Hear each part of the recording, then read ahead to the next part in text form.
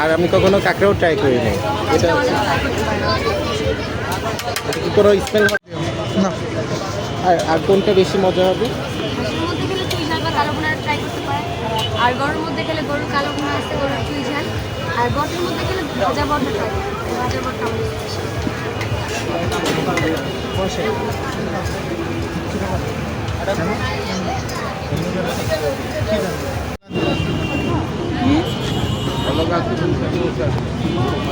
Review আমি দেব।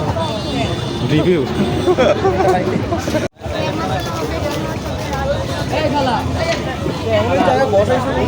একবার মনে করে তারপর